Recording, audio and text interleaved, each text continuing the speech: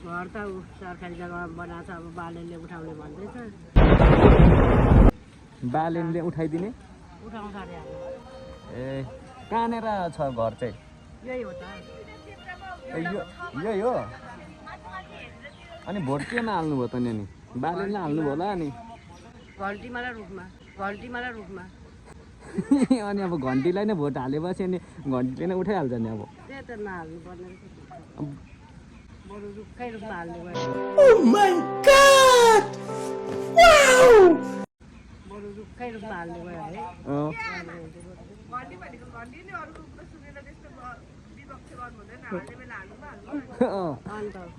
बहिनीले पनि घन्टीमा हाले जस्तो छ।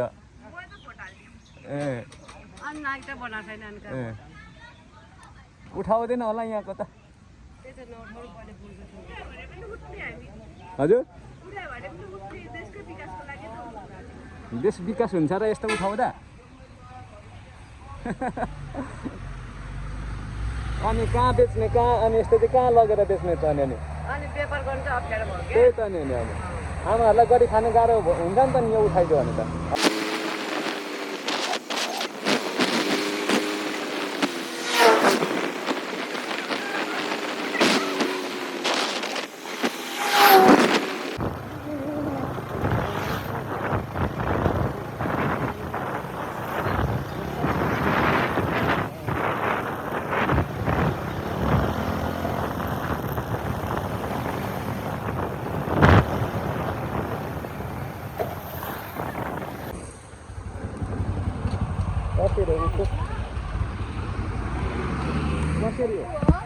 कसरी हो एउटा उखु कसरी गुलियो छ? गुलियो छैन भने भरा फिर्ता ल्याइदिन्छु ल। नसाक्ने आँप चाहिँ कसरी छ? हजुर कति किलो हुन्छ? हजुर पाकेको छ?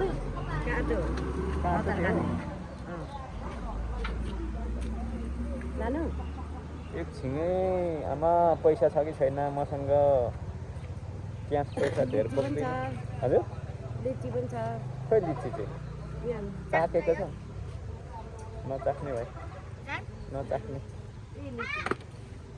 कसरी त त्यो? सबै 100 हो। आँप एउटा दिनु तर पाकेको त छैन रहेछ आँप।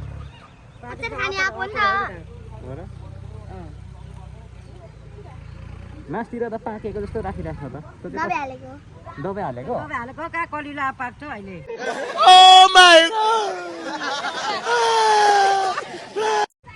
भर्खर कोया पसिरहेको छ, हालिदिनु? हालिदिनु त। आमा खै उखु पनि नलाने आमा। दबाई हालेको कहाँको त आँप चाहिँ?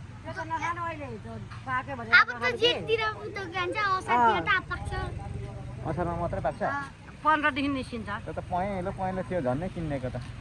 योमा हालिदिनु नि।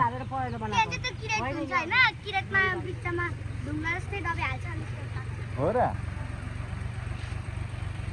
धन्यवाद भाइ, मैले झन्नै किने। नकिनेकै फाइदा भएछ होइन? अर्को प्लास्टिक हालिदिनु न आमा।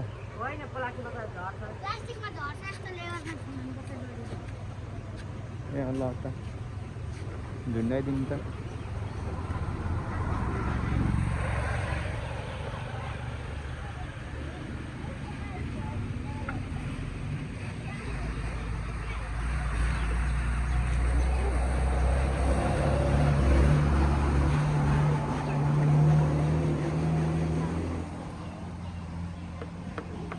यो उखु चाहिँ कहाँको आमा? ल्याउती पारेको?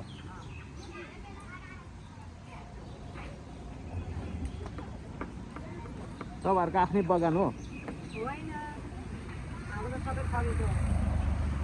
खरिद्नै पर्छ?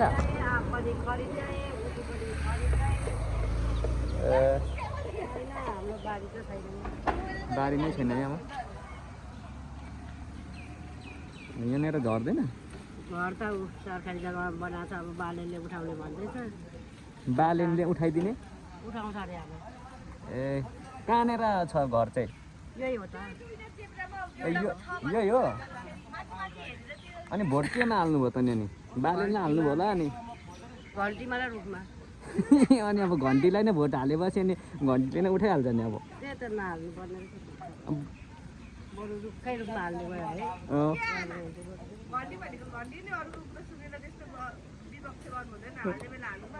अँ। अन्त बहिनीले पनि घन्टीमा हाले जस्तो छ ए अनि नाइटा बनाएको छैन अनि कहाँ ए उठाउँदैन होला यहाँको त त्यही त नउठाउनु पर्ने बुझ्दैछु हजुर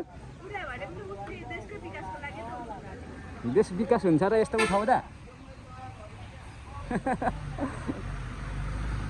अनि कहाँ बेच्ने कहाँ अनि यस्तो चाहिँ कहाँ लगेर बेच्ने त अनि अनि व्यापार गर्नु चाहिँ अप्ठ्यारो भयो त्यही त नि अनि आमाहरूलाई गरी खानु गाह्रो हुन्छ नि त नि यो उठाइदियो भने त गरिब हुनु नि साह्रै ठुलो पाप हो सबैले